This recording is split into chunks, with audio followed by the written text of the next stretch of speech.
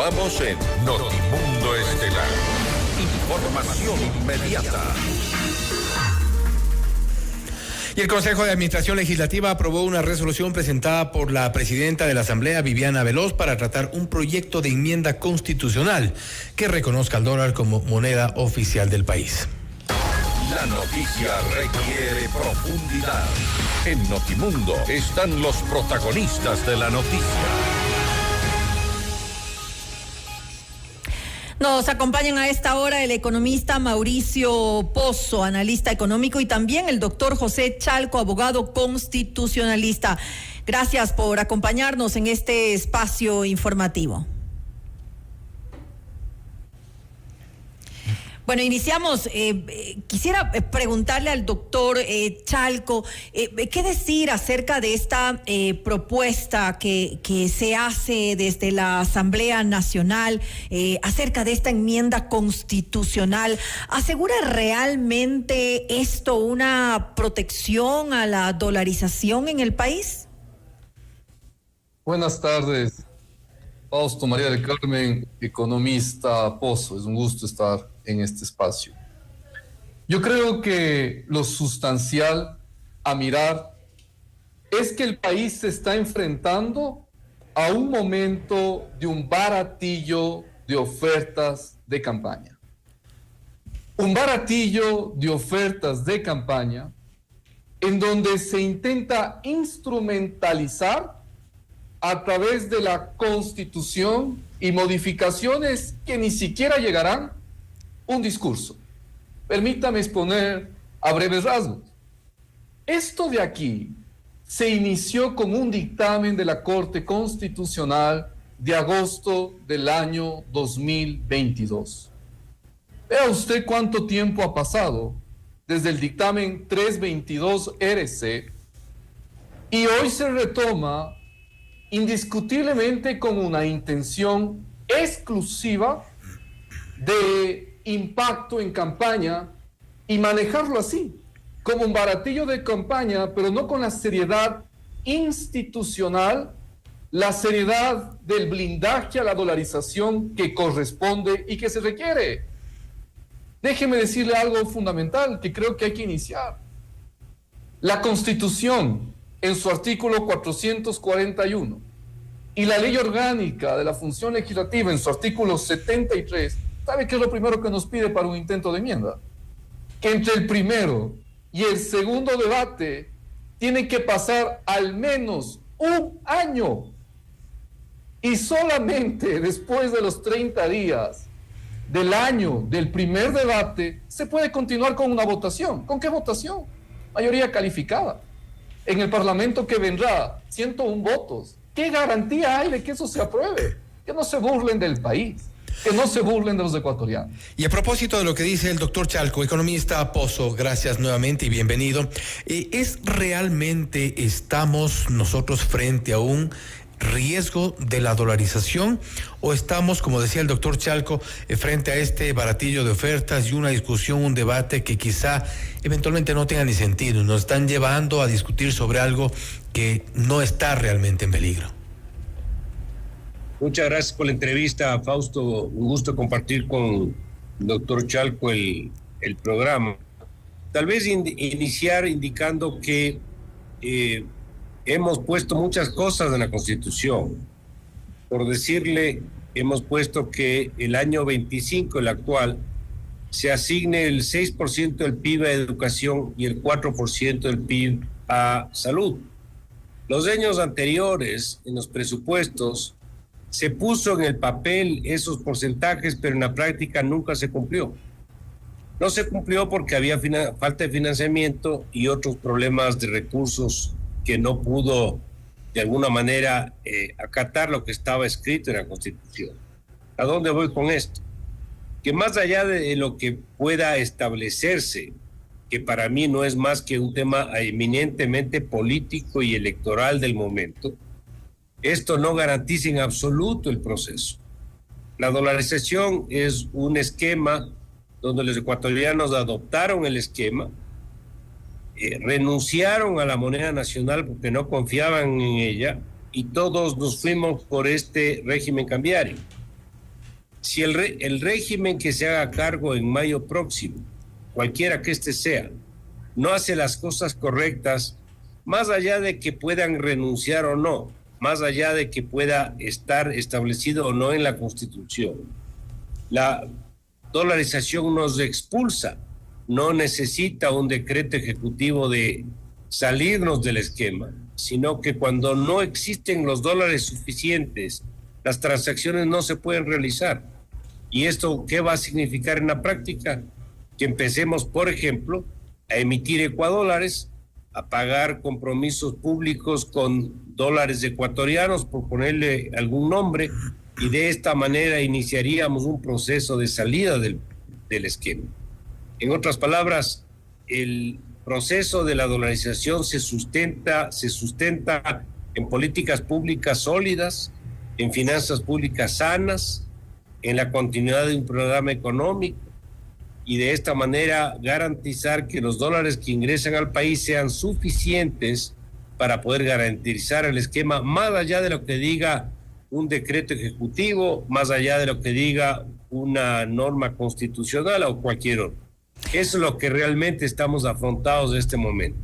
Ojalá el próximo gobierno, cualquiera que este sea, tome conciencia del tema, sepa que el 98%, por dar un porcentaje, aprueba el proceso, aprueba la dolarización, y sobre esta base que la sensatez prime en la decisión de los ecuatorianos, y que en base a la probablemente presión pública hagan lo que tengan que hacer y no se vayan por el camino equivocado.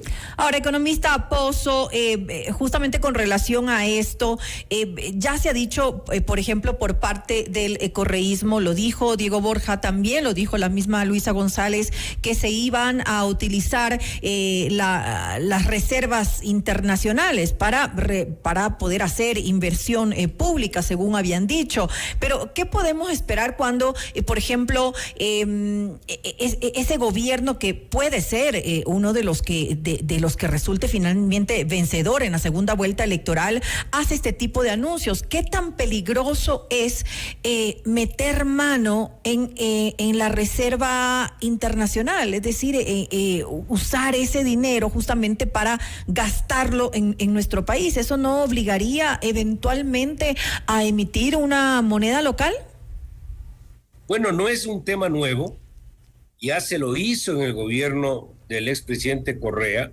Se utilizaron las reservas para gasto público, sin respaldo en recursos, en depósitos, y obviamente hay que tener siempre presente que el Ecuador no es una isla fuera del mundo.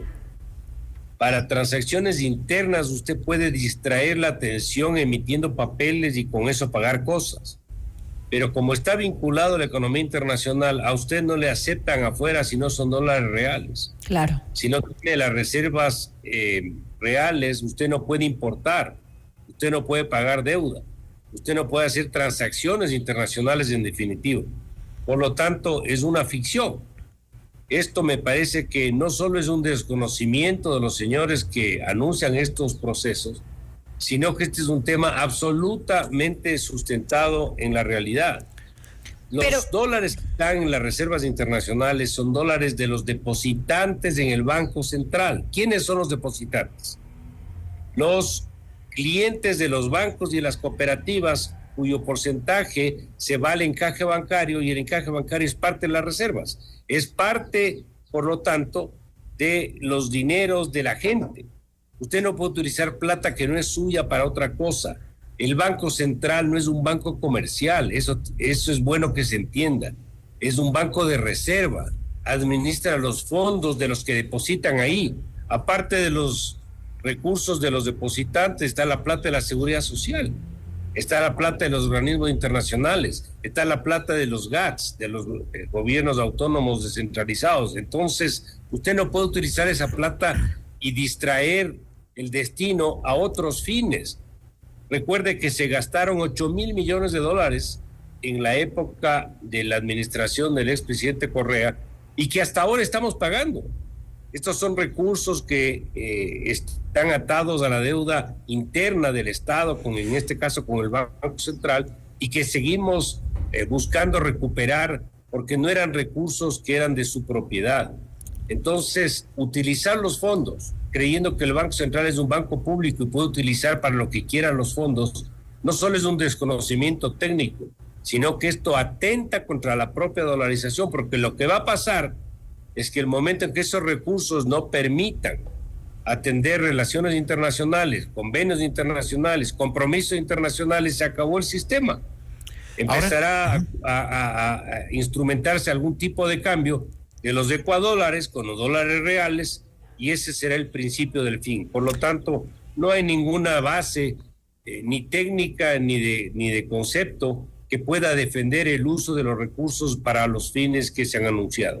Con todos estos anuncios, advertencias, incluso que se ha hecho análisis sobre los riesgos reales de la dolarización, doctor Chalco, dadas las garantías de estos candados, por mencionarlo así, que tiene la dolarización con ya resoluciones previas, incluso con el riesgo que es evidente, no se nos ocurre quizá a alguien en su sano juicio pretenda desmontar un sistema que está funcionando, al menos en el cual los ciudadanos creemos y nos hemos sostenido durante 25 años.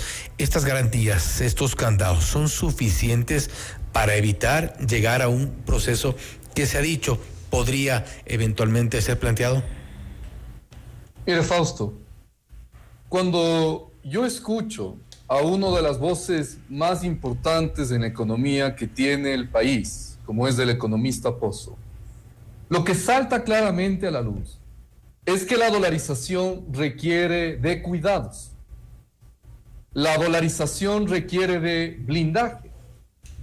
Y los cuidados y los blindajes no son precisamente los que se establezcan en un enunciado normativo que no tenga sentido, ni siquiera viabilidad en el tiempo, por lo que he precitado al inicio.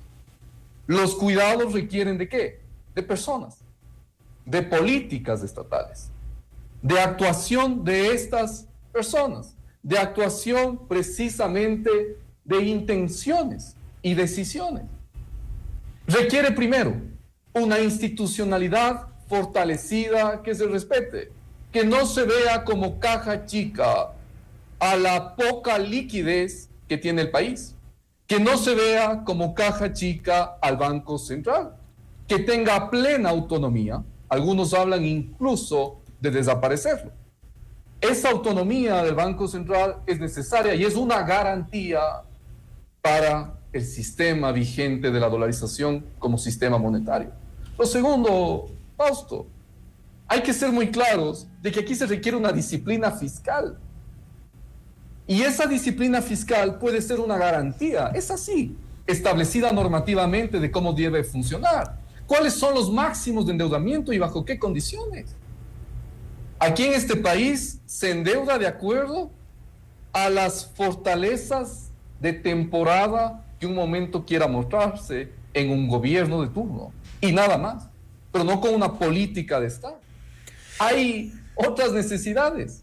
Los códigos en materia laboral son sustanciales en los estados que se tiene un...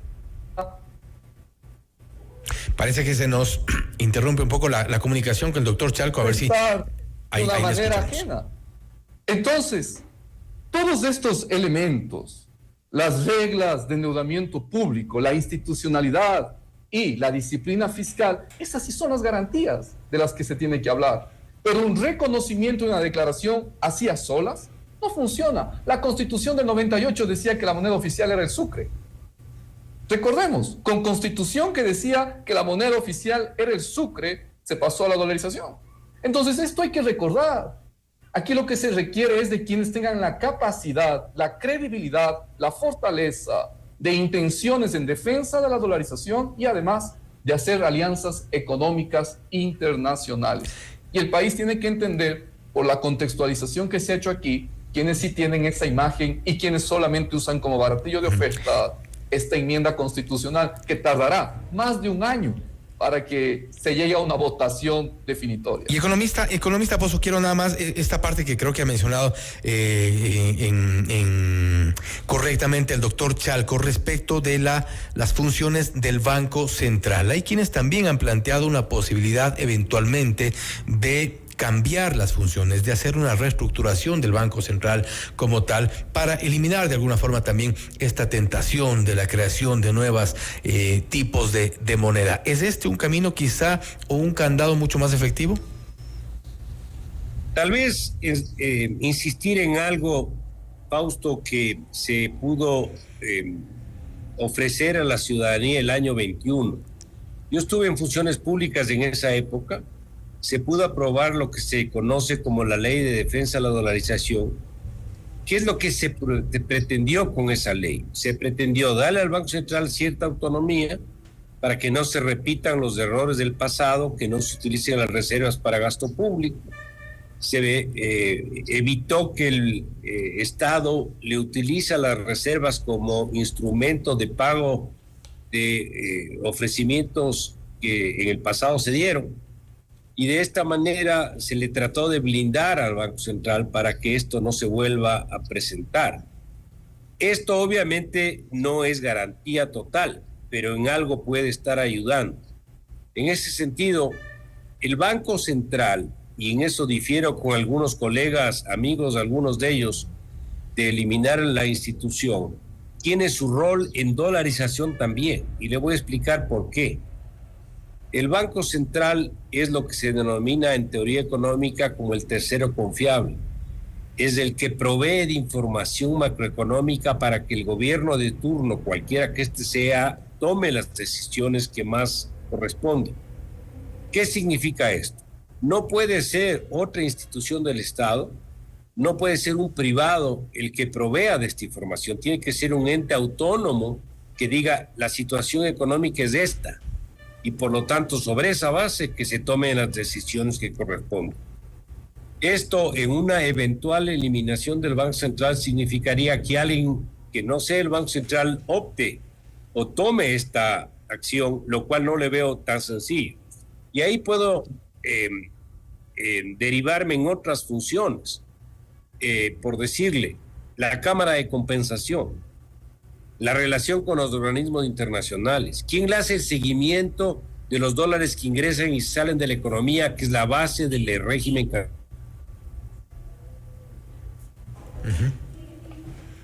Bien, parece que se ha congelado la comunicación con el economista Mauricio Pozo y estaba un poco comentándonos, doctor Chalco, algunos de los motivos por los cuales pues eliminar el Banco Central pues no sería tampoco fácil.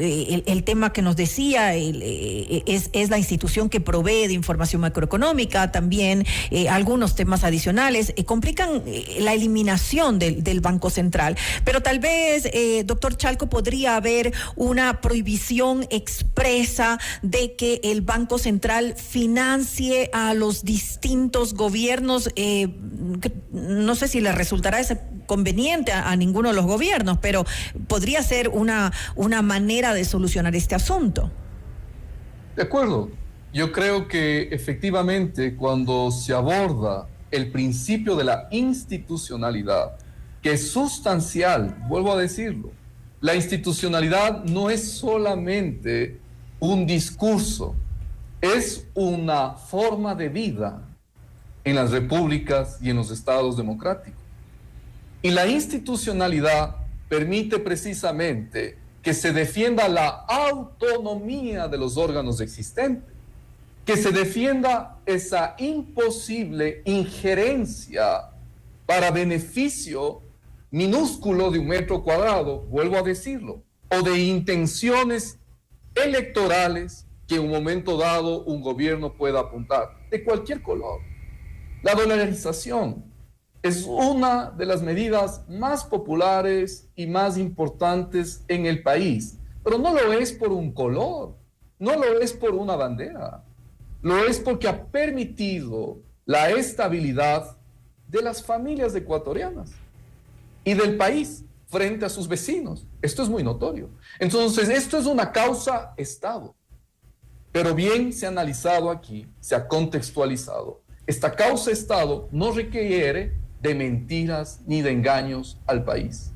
Esta causa-estado requiere igualmente de un estilo de administración, de un estilo de visión y de defensa de cuidados a la dolarización.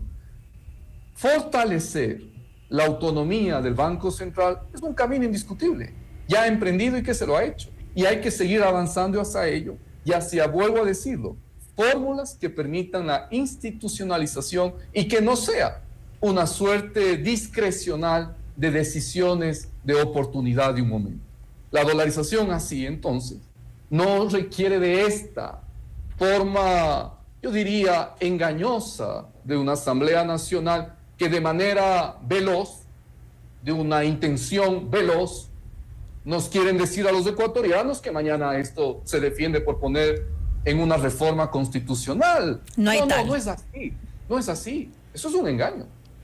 Y a propósito de estas pretensiones, de estas intenciones y también que son parte del juego político, economista Pozo, ¿cree usted entonces quizá que deberían de alguna forma transparentar un poco el discurso de los candidatos de que llegan a la segunda vuelta electoral respecto de la dolarización, más allá de estas propuestas aisladas, quizá tampoco tan efectivas o no contundentes respecto de la dolarización? Fíjese algo, Fausto, nosotros en el Ecuador renunciamos al sucre. ¿Por qué renunciamos al sucre? Porque no confiamos en esa moneda. Adoptamos el dólar como moneda de operación general. Es decir, esto fue una decisión del mercado, no es una decisión de un decreto, no es una decisión de una ley, es una decisión del esquema, de la política económica y por lo tanto es muy difícil defender a estas alturas que nosotros tengamos en este momento una propuesta que vaya en la línea de tratar de defender a través de una decisión, en este caso constitucional. Hay otro tema que me parece fundamental para que la gente de alguna manera entienda a qué se refiere esto. Cuando usted no maneja bien las finanzas públicas, tiene que buscar ingresos para cubrir los gastos que no le alcanzan. Por un lado, podría tender a buscar ingresos tributarios, lo cual le ahoga al sector privado.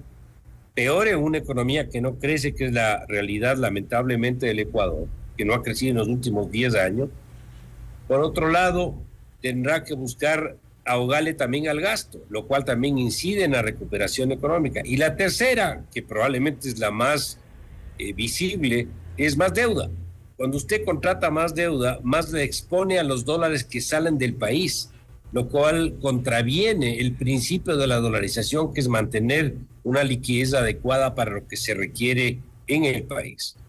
Por lo tanto, el mantener las finanzas públicas ordenadas es un requisito necesario, aunque no suficiente, pero sí necesario para que esto pueda preservarse. No se puede, de alguna manera, con un decreto ni excluir ni adoptar. Si usted no hace bien las cosas, si la economía no funciona como tiene que funcionar, no es que yo me salgo de la dolarización nos expulsa, nos saca porque no hay liquidez, no hay cómo pagar las cosas. Y al día de mañana el Estado empieza a pagar compromisos públicos con papeles. Esos papeles se van a negociar en el mercado a otro precio, a un tipo de cambio que no tenemos en este momento, en cuyo caso estaríamos entrando en un esquema de salida del proceso. Creo yo, sin embargo, que los políticos, por más errores que cometan, no creo que sean tan ilusos de adoptar algo que vaya en contra del 98% de lo que quieren los ecuatorianos. Los pobres, los ricos, los de arriba y los de abajo, todos quieren el sistema. Por lo tanto, más les conviene adoptar todas las políticas públicas necesarias para que esto se pueda mantener, fortaleciendo al Banco Central en un esquema tal vez un poco más reducido. Yo he dicho ya varios años, por ejemplo, pensar en una posible fusión del Banco Central con la Superintendencia de Bancos, lo que pasa en Estados Unidos. ¿Quién hace control de los recursos allá? El FED. Y también hace control bancario. Eso no lo tenemos aquí. habrá que pensar en algún esquema de esa naturaleza.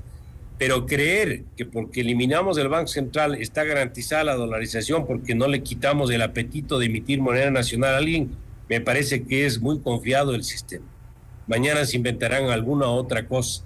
Creo que este es un tema que la institucionalidad tiene un rol fundamental, como hemos comentado, y por otro lado es un tema que los políticos y el próximo gobierno tendrá que tomarlo muy en cuenta para no ir en contravía de lo que quieren la gran mayoría de los ecuatorianos. Es un tema sin duda que deberá trascender más allá de lo político. Evidentemente es un tema que nos corresponde y nos compete a todos. Así es, yo quería compartir con ustedes, estaba revisando algo de información y justamente leí un artículo del expresidente Rafael Correa, por eso me sorprende la postura ahora en la Asamblea Nacional de ese partido, el partido del cual él es líder. Esto fue un medio digital argentino que se llama Perfil, y esto fue a mediados del año 2023, estamos hablando de año y medio aproximadamente. Y él, todo lo que decía acerca de la dolarización era negativo. Dijo que Ecuador había cometido un error al aplicar la dolarización en nuestro país y renunciar a la moneda nacional, a la moneda local. Dio una serie de puntos de vista con referencia a cuáles son las consecuencias nocivas, según él, de tener la dolarización en nuestro país hace año y medio. No dudo que haya cambiado de manera de pensar en tan poco tiempo, pero hablaba que y dijo, entre otras cosas, y lo voy a leer textual, dijo: la dolarización controla la inflación, pero lo hace con un nivel de precios altos que han vuelto al país muy caro en relación a la región. Economista Pozo, ¿qué decir acerca de esto, de esta visión que tiene el líder del Partido de Revolución Ciudadana acerca de la dolarización, donde, según él, es difícil manejar, por ejemplo, los costos de la industria, porque entonces los costos internos resultan muy altos y claro, no convienen sueldos, por ejemplo, altos en dólares?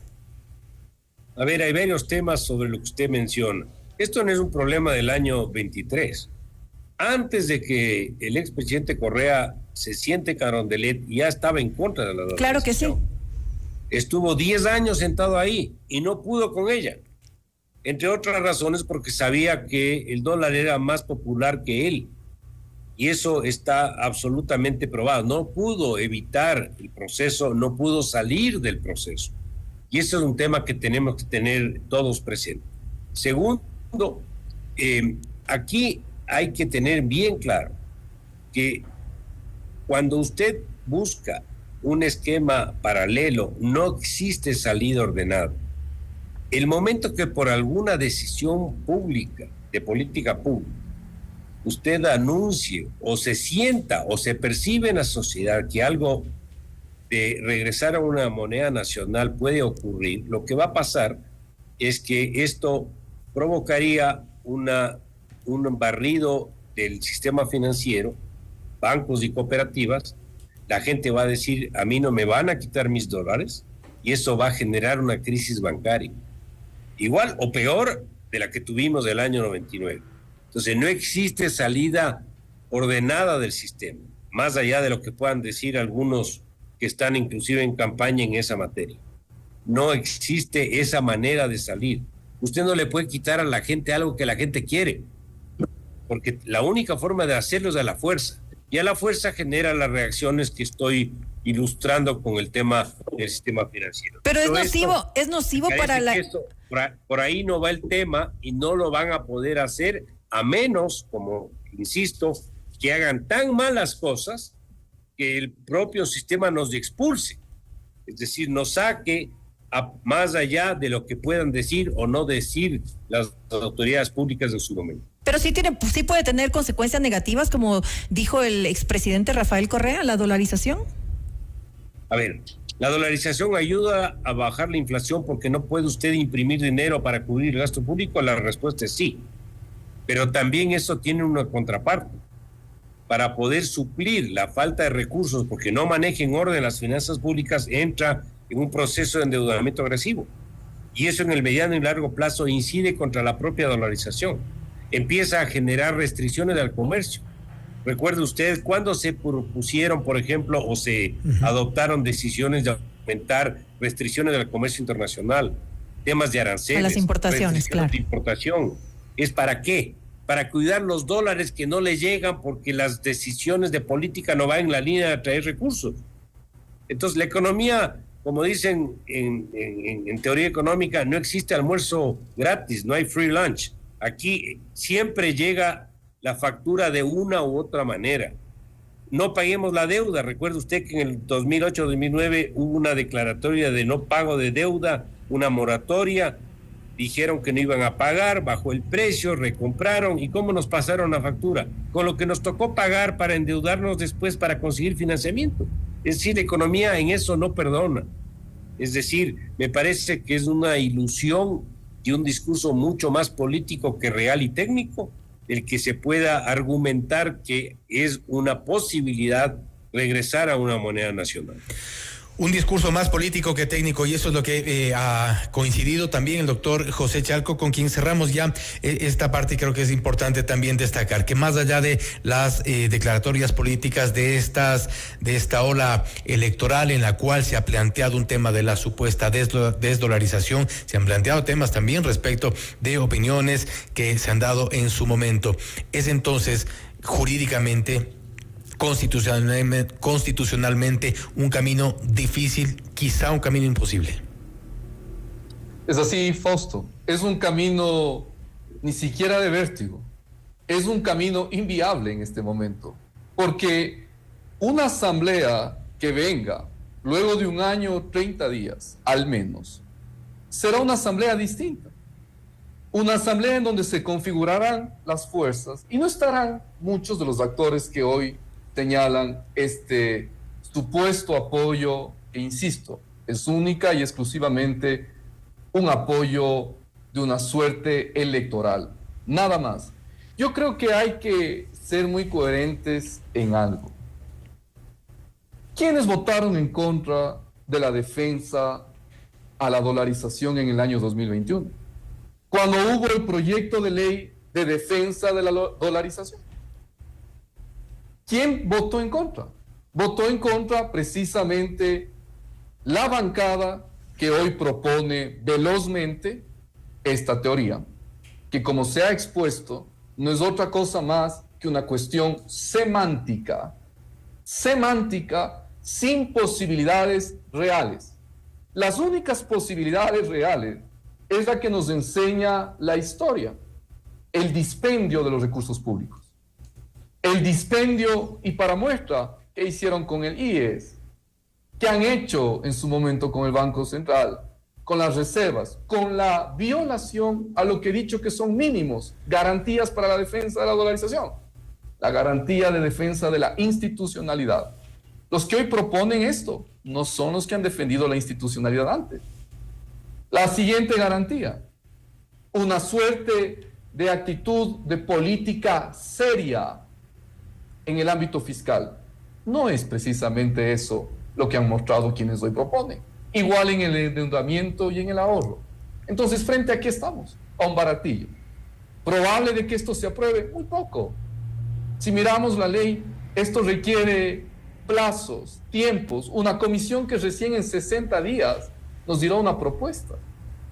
Y luego 2 debates con la distancia de 1 año entre el primero y el segundo. Que esto quede claro.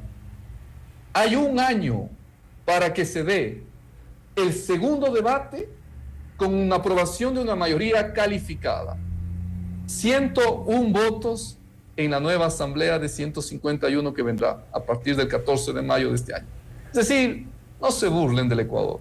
Y yo creo que la voluntad y los cuidados dependen mucho de las personas. Entonces hay que mirar el histórico de las personas. El expresidente Correa, que se anuncia como asesor de una candidata, debo decirle algo, de conformidad con el artículo 61, numeral 2 de la Constitución, no goza de derechos de participación para opinar sobre asuntos de interés público del Estado. Gracias, doctor Chalco. Agradecemos también al economista Mauricio Pozo. Creo que ha quedado claro la visión de ambos desde el analista económico en el caso del economista Pozo y también desde la parte jurídica constitucional, que la desdolarización es, se ha dicho, creo que en eso hay coincidencia, al menos de momento inviable. María del Carmen. Así es, esperamos en todo caso que el próximo gobierno sea el que sea elegido por la mayoría de los ecuatorianos, fortalezca la dolarización y pues no se utilicen los fondos de la Reserva Internacional, Fausto. Con esto finalizamos. Agradecemos a los dos, al economista Mauricio Pozo y al doctor José Chalco por haber estado con nosotros. Muchas gracias. Saludos, buenas noches. Gracias nuevamente. Esto es Notimundo Estelar, siempre bien informados. Noticias, entrevistas, análisis e información inmediata.